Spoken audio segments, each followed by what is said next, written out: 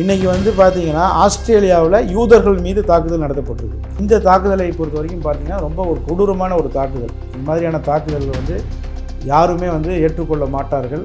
இந்த மாதிரியான தாக்குதல்களில் ஈடுபடுபவர்கள் மிக கடுமையான முறையில் அவர்கள் தண்டிக்கப்படணும். அதான் பார்த்தீங்கன்னு சொன்னால் அந்த வீடியோ காட்சிகள் வந்து கிட்டத்தட்ட ஒரு படத்தில் நம்ம பார்க்குற மாதிரி இருக்குது. படத்தில் தான் ஹீரோ வந்து போய் காப்பாற்றுவார். ஆனால் நிஜ வாழ்க்கையில் அப்படி நடக்காது. இந்த அகமதுங்கிற ஒரு காப்பாற்றினார் அப்படின்னு செய்தி வருது. இந்த செய்தியே பொய். அப்போ இந்த ஐஎஸ்ஐஎஸ் அமைப்பு பின்னால் யார் இருக்கிறா? இஸ்ரேல் இருக்குதா? அமெரிக்கா இருக்குதா? இது வந்து ஏன்னா இந்த மாதிரியான தாக்குதல்கள் பெரும்பாலும் வந்து அரசியல் பின்புலத்தோடு தான் இப்படியான தாக்குதல்களும் நடத்தப்படுது. ஆஸ்திரேலியானுடைய பிரதமர் அவர் வந்து இவர் வந்து ஒரு ஹீரோ அப்படின்னு சொல்லியிருக்கிறாரு. ஆஸ்திரேலியானுடைய மேயர் நேரடியாக இவர் போய் வந்து பார்த்துருக்கிறாரு. ஆஸ்திரேலியா கவர்மெண்ட்டு லைசன்ஸ் வாங்கி கன் வச்சுருந்துருக்குறாங்க. அந்த கன்னை வச்சு தான் தாக்குதல் நடத்தியிருக்கிறாங்க. இதில் வந்து அவங்களுடைய காரில் வந்து இந்த ஐஎஸ்ஐஎஸ்ன்னு சொல்லக்கூடிய தீவிரவாத அமைப்பினுடைய கொடி வந்து இருந்தது. இவங்க ஒரு பக்கம் வந்து முஸ்லீம் பெயரோடு இவங்க இயங்கினாலும் இவர்கள் செய்யக்கூடிய எல்லா விஷயமும் முஸ்லீம்களுக்கு எதிரான விஷயங்கள் தான் இவங்க செய்கிறாங்க. அந்த இஸ்ரேல் வந்து இன்றைக்கி காசாவின் மீது பெரிய இனப்படுகொலை நடத்தி கிட்டத்தட்ட 70,000 மக்களை கொன்று குவிச்சிருக்கிறாங்க. இன்றைக்கி 20,000க்கும் மேற்பட்ட குழந்தைகள் வந்து கொல்லப்பட்டிருக்கிறாங்க. இந்த ஐஎஸ்ஐஎஸ் அமைப்பு இதுவரைக்கும் இஸ்ரேலை எதிர்த்து எந்த தாக்குதலும் நடந்ததில்லை. Q7 நேயர்களுக்கு வணக்கம். இன்றைய நேர்காணலில் நம்மளோட இணைஞ்சிருக்கிறது ஜேர்னலிஸ்ட் இஸ்மாயில் அவர்கள். சார், தீவிரவாத தாக்குதல் எங்கே பார்த்தாலும் இப்போ நடந்துட்டு இருக்கு. இப்போ வந்து ரொம்ப ரீசெண்டாக வந்து ஆஸ்திரேலியாவில் நடந்த தீவிரவாத தாக்குதல் இப்போ ரொம்ப பெரிய அளவில் அது பேசப்படுது. ஸோ அங்கே என்ன சார் நடந்தது கரெக்டாக சொல்லுங்கள். ஆஸ்திரேலியாவில் இருக்கக்கூடிய சிட்னி கடற்கரையில் வந்து யூதர்கள் ஒரு பண்டிகையை கொண்டாடிட்டு இருந்திருக்காங்க. இந்த சூழலில் பார்த்திங்கன்னா திடீர்னு ஒரு தாக்குதல், 2 பேர் வந்து துப்பாக்கி எடுத்து சராமாரியாக சுட்டிருக்கிறாங்க. இதில் வந்து கிட்டத்தட்ட 16 பேர் பொதுமக்கள் உயிரிழந்திருக்கிறாங்க. 10க்கும் மேற்பட்டவர்கள் காயமடைஞ்சிருக்கிறாங்க. இந்த மாதிரியான தாக்குதல்கள் பார்த்தீங்கன்னு சொன்னால் இந்த மாதிரி திடீர்னு நடக்கக்கூடிய இந்த தீவிரவாத தாக்குதல்கள் வந்து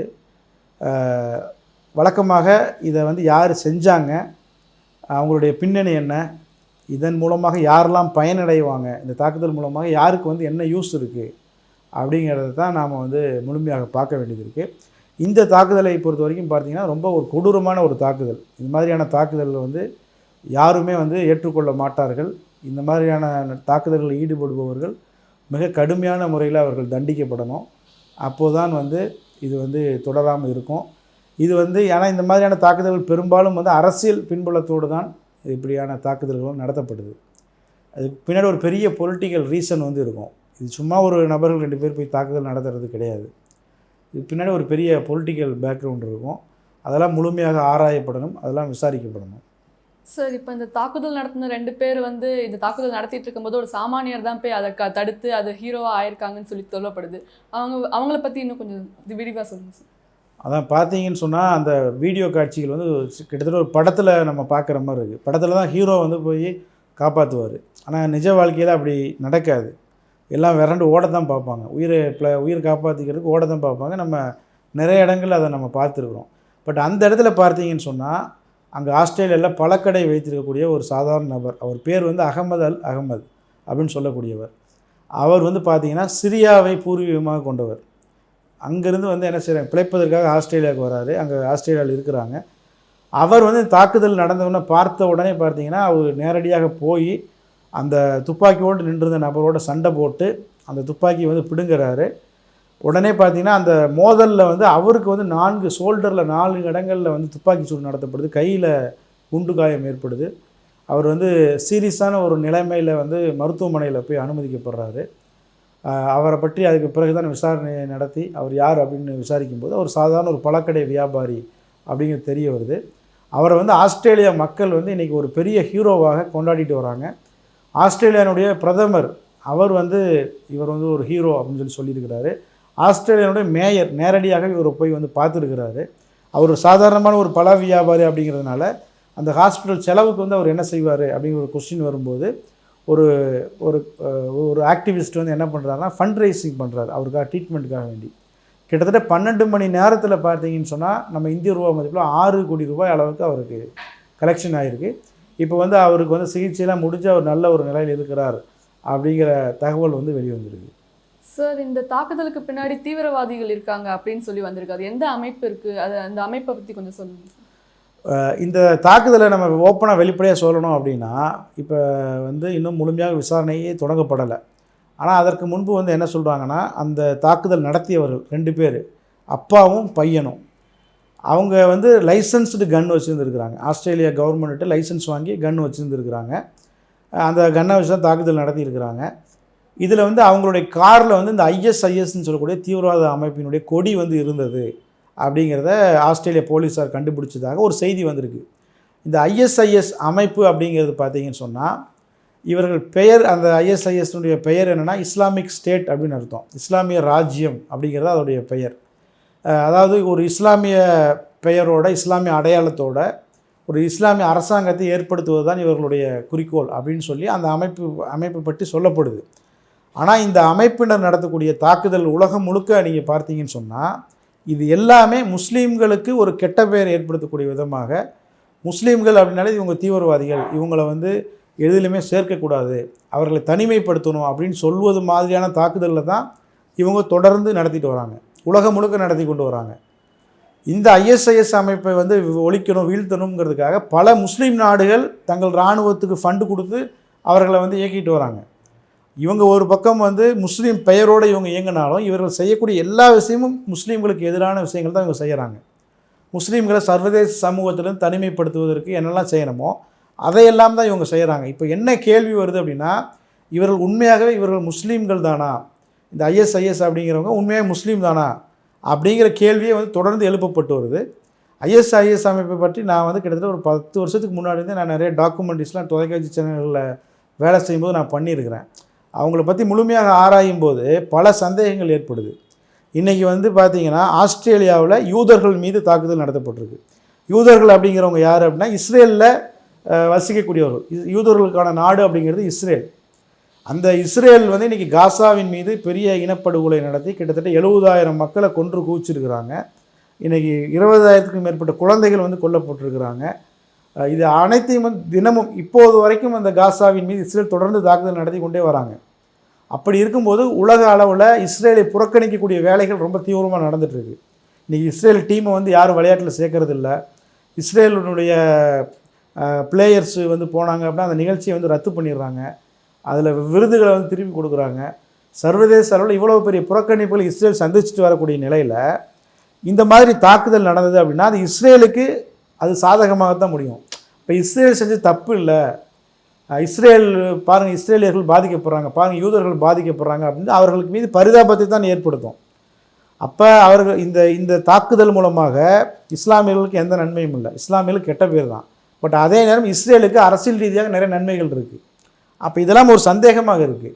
ஏன் அப்படின்னா, இந்த ஐஎஸ்ஐஎஸ் அமைப்பு இது வரைக்கும் இஸ்ரேலை எதிர்த்து எந்த தாக்குதலும் நடத்தினதில்லை.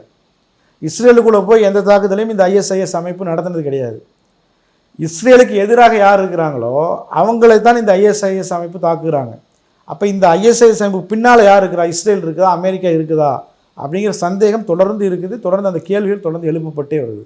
சார், இந்த தீவிரவாதத்தை நடத்தினதும் ஒரு முஸ்லீம், அந்த தீவிரவாதத்துலேருந்து அவங்களை காப்பாற்றினதும் ஒரு முஸ்லீம். ஸோ இது வந்து அந்த முஸ்லீம் கம்யூனிட்டியை வந்து இன்னும் குத்தம் சொல்லுது அப்படின்னு சொல்லி ஒரு கான்செப்டும் போயிட்டு இருக்கு.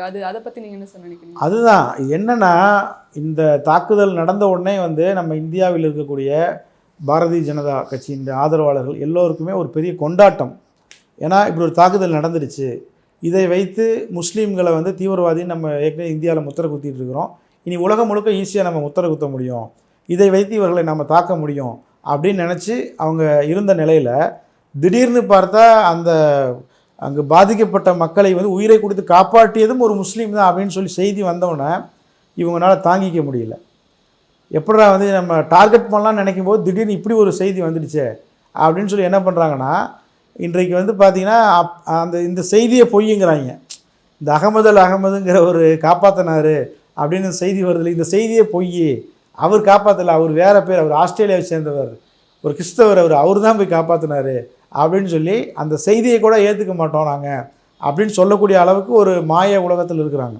நான் ஏற்கனவே சொன்னது மாதிரி இந்த மாதிரியான தீவிரவாத தாக்குதல் அது இங்கே நடந்ததாக இருக்கட்டும், காஷ்மீரில் நடந்துச்சு, இப்போ இடையில இராணுவ சுற்றுலா பயணிகளை குறிவைத்து நடந்தது, இந்த மாதிரியான தாக்குதல்கள் எல்லாமே பார்த்திங்கன்னா முஸ்லீம்களுக்கு தான் எதிரான தாக்குதல்கள். ஏன்னா இப்படி ஒரு தாக்குதல் நடந்தால் நாளைக்கு வந்து எப்படி ஒரு இஸ்லாமியர் அவருக்கான உரிமைகளை எப்படி கேட்க முடியும், ஒரு இடத்துல எப்படி பயணம் மேற்கொள்ள முடியும். இன்றைக்கி வீடு கிடைக்க மாட்டேங்குது.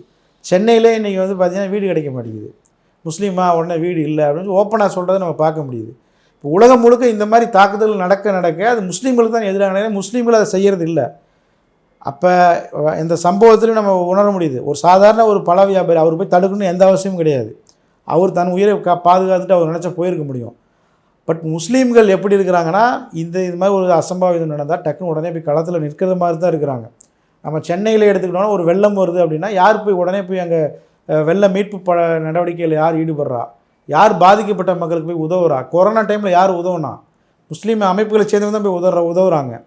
ஆனால் இந்த மாதிரியான தாக்குதல்கள் வந்து பார்த்தீங்கன்னு சொன்னால் அது முஸ்லீம்களுக்கு எதிராக போகணுங்கிற ஒரு திட்டத்தோடு தான் இந்த தாக்குதல்கள் நடத்தப்படுது.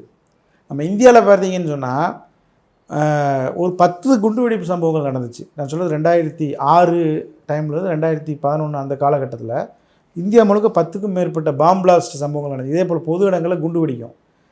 அப்போ இதே போல் தான் என்ன செய்வாங்கன்னா, ஒரு முஸ்லீம் தீவிரவாத இயக்கம் தான் இதை செஞ்சிடுச்சு அப்படின்னு சொல்லிட்டு போய் அரெஸ்ட் பண்ணுவாங்க. யார் அரெஸ்ட் பண்ணுவாங்க? ஏதோ ஒரு பேரில் ஒரு 4 முஸ்லீம்களை அரெஸ்ட் பண்ணி இவர் தான் இந்த தீவிரவாத குழுவை சேர்ந்தவர், இவர் தான் குண்டு வச்சாருன்னு சொல்லி அரெஸ்ட் பண்ணி உள்ளே போடுவாங்க. இப்படியே தொடர்ந்து நடந்து கொண்டே இருந்துச்சு. திடீர்னு பார்த்தீங்கன்னா மகாராஷ்டிராவில் வந்து இந்த சம்பவங்கள்லாம் மகாராஷ்டிராவில் நடந்துச்சு, நிறைய நடந்துச்சு. அங்கே வந்து மகாராஷ்டிரா கவர்மெண்ட் வந்து ஆன்டி டெரரிசம் ஸ்குவாட் அப்படின்னு சொல்லி ஒரு அமைப்பை ஏற்படுத்தினாங்க. தீவிரவாத எதிர்ப்பு படை அப்படின்னு சொல்லி. அந்த படையினுடைய நோக்கம் என்னென்னா, இந்த தீவிரவாத வழக்குகள்லாம் விசாரித்து யார் குற்றவாளின்னு கண்டுபிடிக்கணும், அதான் அவங்க நோக்கம். அப்போ வந்து ஹேமந்த் கர்கரே அப்படின்னு சொல்லி ஒரு ஐபிஎஸ் அதிகாரி, அவரை வந்து அந்த டீமுடைய ஹெட்டாக போடுறாங்க. அவர் என்ன செய்கிறாருன்னா, இந்த குண்டுவெடிப்பு வழக்குகளை ஃபுல்லாக ஏற்கனவே லோக்கல் போலீஸ் விசாரிச்சிருப்பாங்கல்ல, அதை ஃபுல்லாக இவர் போய் விசாரிக்கிறார். விசாரிக்கும் போது பார்த்தீங்கன்னா, இந்த குண்டுவெடிப்புகள் ஃபுல்லாக எல்லாத்தையும் செஞ்சது ஒரு பெண் தான் அப்படிங்கிறத கண்டுபிடிக்கிறார். அந்த பெண் யார் அப்படின்னா, பிரக்யா சிங் தாக்கூர் அப்படின்னு சொல்லக்கூடிய ஒரு பிஜேபியினுடைய ஒரு உறுப்பினர். அவர் தான் என்ன பண்ணுறாங்க, எல்லா பள்ளிவாசல்களில் போய் குண்டு வைக்கிறாங்க, மசூதியில் குண்டு வைக்கிறாங்க, ரயிலில் போய் குண்டு வைக்கிறாங்க. குண்டு வெடிக்குது. வெடித்தோடனே லஷ்கர்-இ தொய்பாங்கிறாங்க, அப்படி இப்படின்னு சொல்லி பேர்கள் வருது. 4 முஸ்லீம்கள் கைது பண்ணுறாங்க. இப்படி போயிட்டுருக்கு. அதுக்கப்புறம் தான் தெரியுது எல்லாவற்றையும் வச்சது யாருன்னா இவங்க தான். இவங்க வச்சுட்டு என்ன செய்கிறாங்கன்னா, குண்டு வச்சுட்டு என்ன செய்கிறாங்க, பழியை வந்து இஸ்லாமியர்கள் மீது அவங்க போட்டுட்டு வராங்க. கிட்டத்தட்ட 10 குண்டு வெடிப்பில். அதுக்கு பிறகு அவங்க கைது செய்யப்படுறாங்க. அதுக்கு பிறகு அவர் கூட்டாளிகள் எல்லாருமே கைது செய்யப்படுறாங்க. ஜெயிலில் கிட்டத்தட்ட 10 வருஷமாக அவங்கள ஜெயிலில் அடைக்கப்பட்டிருந்தாங்க. அதற்கு பிறகு பார்த்திங்கன்னா மீண்டும் மோடி அவர்கள் பிரதமராக தேர்வு செய்யப்பட்ட பிறகு அவங்க வந்து திரும்பி வெளியில் வராங்க. ஜெயிலிருந்து வெளியில் வந்து அவங்களுக்கு வந்து எம்பி சீட் கொடுக்குறாங்க. அந்த பிரக்யா சிங் தாக்கூர் குண்டுவெடிப்பு கேஸில் 10 வருஷம் உள்ளே இருந்தவங்க, அவங்க நிரபராதின்னு நிரூபிக்கப்பட கூட இல்லை, அவங்க குற்றவாளி, கேஸ் நடந்துகிட்ருக்கு. ஆனால் அவர்களுக்கு சீட்டு கொடுக்கப்பட்டு எம்பியாக அவர் தேர்வு செய்யப்பட்டு அவர் போய் பார்லிமெண்ட்டில் போய் உட்காந்துருக்காரு. மோடி பக்கத்துலேயே உட்காந்துருக்குறாங்க அவங்க. இதெல்லாம் வந்து நம்ம இந்தியாவில் நடந்த வரலாறு. அப்போ இந்த மாதிரியான தீவிரவாத தாக்குதல் எல்லாமே முஸ்லீம்களுக்கு தான் அது எதிராக போய் முடியுது. ஆனால் தாக்குதல் நடந்த உடனே இவர் முஸ்லீம் தாக்கிட்டார், அந்த 2 பேர் அப்போ ஒரு கேள்வி எழும், அப்போ தாக்கினவங்க 2 பேர் முஸ்லீமா இல்லையா? முஸ்லீம் தான். அப்போ அவங்க ஏன் தாக்குதல் நடத்தினாங்க அப்படின்னா, இந்த மாதிரி சில தீவிரவாத குழுக்கள் அவங்க வந்து என்னென்னா தவறான ஐடியாலஜியை அவங்களுக்கு கொண்டு போய் சேர்க்குறது. நீங்கள் போய் யூதர்கள் வந்து இஸ்ரேலில் வந்து காசாவில் மக்களை கொல்றாங்க, அப்போ அந்த யூதர்களுக்கு நீங்கள் பதிலடி கொடுங்க அப்படின்னு சொல்லி சொல்லும்போது என்ன பண்ணுறது, இந்த துப்பாக்கி எடுத்து சுடுங்கும்போது அவங்க போய் சுடுவாங்க. பட் இது யாருக்கு எகென்ஸ்டாக மாறும்? இதே காசா மக்களுக்கு தான் அது எகென்ஸ்டாக மாறும். புரியுங்களா? காசா மக்களுக்கு ஆதரவாக அது மாறப்போகிறது இல்லை. உலகம் முழுக்க உள்ள முஸ்லீம்களுக்கு அது ஆதரவாக மாறப்போகிறது இல்லை. இந்த மாதிரி சம்பவங்கள் நடக்கும்போது அது முஸ்லீம்களுக்கு எதிராகத்தான் மாறும். அந்த மாதிரி நபர்கள் மூளைச்சலவை செய்யப்படுறாங்க. அவர்களுக்கு தவறான சித்தாந்தம், தவறான கொள்கையை சொல்லி அவர்களுக்கு மூளைச்சலவை செய்யப்படுறாங்க. அந்த மூளைச்சலவை செய்பவர்கள் யார் அப்படிங்கிறது தான் இங்கே கொஸ்டின் மாதிரி. சரி, இப்போ நீங்கள் சொன்ன மாதிரி முஸ்லீம்ஸ் வந்து தீவிரவாத தாக்குதல்னாலே ஈஸி டு பிளேம் அப்படின்ற மாதிரி ஆகிட்டாங்க. இப்போ வந்து வேற ஒரு நாட்டில் இந்த மாதிரி தீவிரவாத தாக்குதல் நடந்திருந்தால் இவ்வளோ பேசப்பட்டிருக்குமான்னு தெரியல. அதுவும் இந்த ஆஸ்திரேலியாவில் நடந்திருக்கு, அதுவும் ஒரு முஸ்லீம்னால நடக்கப்பட்டிருக்கு. அப்படின்ற போது இதை பற்றி இன்னமும் நிறைய பப்ளிஷ் ஆகிருக்கு, இன்னும் நிறைய பிரபலம் ஆயிருக்கு அப்படின்னு கூட சொல்லலாம். ஸோ இது எதுனால, இந்த மதத்தினாலயா இல்லை எதுனால சார்? இல்லை, தீவிரவாதம் அப்படிங்கிறதே வந்து என்னென்னா ஒரு ஃபேன்சி வேர்டு. அது வந்து அரசியல் டூல், பொலிட்டிக்கல் டூல் தான் அந்த வேர்டு. தீவிரவாதத்துக்கு ஏதாவது வரைவிலக்கணம்னு ஒன்று இருக்கா? இன்றைக்கி நீங்கள் ஒரு ஜேர்னலிஸ்ட்டு, நீங்களே வந்து இந்த காசா செய்தியை ஒரு வருஷமாக பார்த்துட்ருப்பீங்க. ஒவ்வொரு நாளும் வந்து 100 பேர் கொல்லப்படுறாங்க காசாவில். என்றைக்காவது ஒரு நாளாவது இவ்வளோ ஊடகங்களில் செய்தி வந்திருக்கா? ஆஸ்திரேலியாவில் 15 பேர் யூதர்கள் கொல்லப்பட்டிருக்கிறாங்க, காயமடைஞ்சிருக்கிறாங்கன்னு இந்த செய்தி உலகம் முழுக்க இவ்வளோ பெருசாக பரவன செய்தி. தினம் தினம் காசாவிலும், தினம் தினம் லெபனான்லையும், சிரியாவிலும் மக்கள் கொல்லப்படுறாங்க. இஸ்ரேலால் கொல்லப்படுறாங்க, அமெரிக்காவால் கொல்லப்படுறாங்க. அமெரிக்கா திடீர்னு போய் குண்டு போட்டு ஈரானில் உள்ள மக்களை கொல்றாங்க. பட் இதெல்லாம் ஏன் பெரிய செய்தியாக வரல, இதெல்லாம் ஏன் தீவிரவாதமாக பார்க்கப்படலை? அப்பாவி மக்களை கொல்றத அமெரிக்காவும் இஸ்ரேலும் கொல்லும்போது ஏன் தீவிரவாதமாக பார்க்கப்படலை? அதே ஆப்போசிட்டில் வந்து வேறு ஒரு மதத்தை சேர்ந்தவர்கள், யூத மதத்தை சேர்ந்தவர்கள் கொல்லப்படும் போது, ஒரு 15 பேர் கொல்லப்படும் போது உலகத்தில் உள்ள எல்லா ஊடகங்களும் அதை இவ்வளோ பெரிய செய்தியாக்குறவங்க ஏன் காசா செய்தியை பெருசாக்கலை? அப்போ தீவிரவாதம் அப்படிங்கிறது ஒரு பொலிட்டிக்கல் டூல் தான். அது இங்கே வந்து மக்கள் கொல்லப்படுறாங்க அப்படின்னா அந்த மக்கள் யார், என்ன மதத்தை சேர்ந்தவர்கள் அப்படின்னு பார்த்து தான் அது பிரபலப்படுத்தப்படுது. நம்ம இன்னும் சொல்லப்போனால் காசாவுக்கு கிடைச்ச அந்த ஒரு கவனம் கூட ஆப்பிரிக்காவில் உள்ள கருப்பு இன மக்கள் தொடர்ந்து அதை விட பயங்கரமாக கொல்லப்படுறாங்க. ஆப்பிரிக்காவில் உள்நாட்டு சண்டை தொடர்ந்து 15, 20, 25 வருஷமாக நடந்து கொண்டே இருக்குது. இப்போ டெய்லியும் நம்ம காசாவில் 100 பேர் கொல்ல போகிறாங்கன்னா அங்கே 1000 பேர் கொல்லப்படுறாங்க. காசாவோட மோசமான நிலைமை இருக்குது. ஆனால் அது கவனம் பெறவே இல்லை.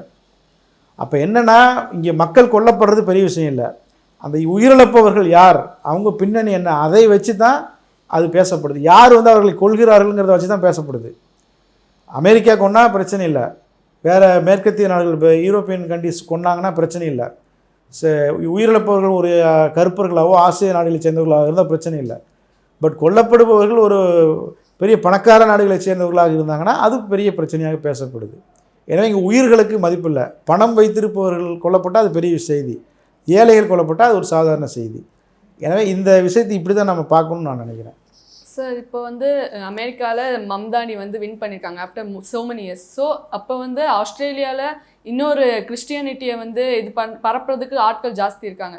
ஸோ முஸ்லீம்ஸ் வந்து merge ஆகிற அந்த சுச்சுவேஷன் டைமில் இந்த மாதிரி இப்போ முஸ்லீம்ஸால் டெரரிசம் அட்டாக்ஸ் நடந்திருக்கு. ஸோ வந்து இது வந்து ஏதாவது வார் க்ரியேட் பண்ணுமா, லைக் கிறிஸ்டியானிட்டி முஸ்லீம்ஸ் அந்த மாதிரி? அதாவது இப்போ இந்த உலகத்தினுடைய இந்த காலகட்டத்திலாம் வந்து கிறிஸ்டியானிட்டி முஸ்லீம் வார் அப்படின்லாம் ஒன்று கிடையாது, அப்படி வரவும் வராது.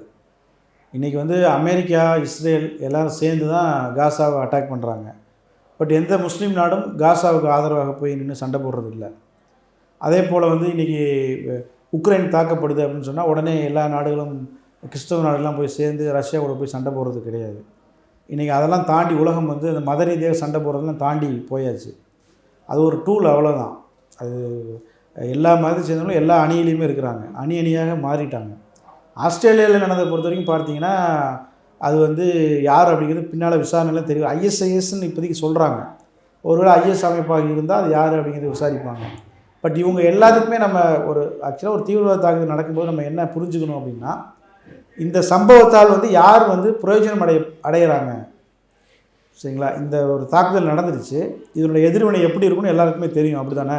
இப்போ தாக்குதல் நடத்தினவங்களுக்கும் தெரியும் இப்படி ஒரு அட்டாக் நடந்தால் அதோடைய எதிர்வினை எப்படி இருக்கும், முஸ்லீம்களை வந்து எல்லோரும் எப்படி பார்ப்பாங்க, எப்படி எவ்வளோ தூரம் விமர்சிப்பாங்க, எவ்வளோ தூரம் சோசியல் மீடியா எழுதுவாங்க அப்படிங்கிறது இந்த தாக்குதல் நடத்தினவங்களுக்கு தெரியாதா? தெரியும். அப்போ இதில் யார் பிரயோஜனம் அடைகிறா, யார் பாதிக்கப்படுறா அப்படிங்கிறத வச்சு தான் குற்றவாளிகள் நம்ம ஈஸியாக கண்டுபிடிக்க முடியும். இவ்வளவு நேரம் உங்கள் கருத்துக்களை கூட ஷேர் பண்ணதுக்கு ரொம்ப தேங்க்ஸ். ரொம்ப நன்றி.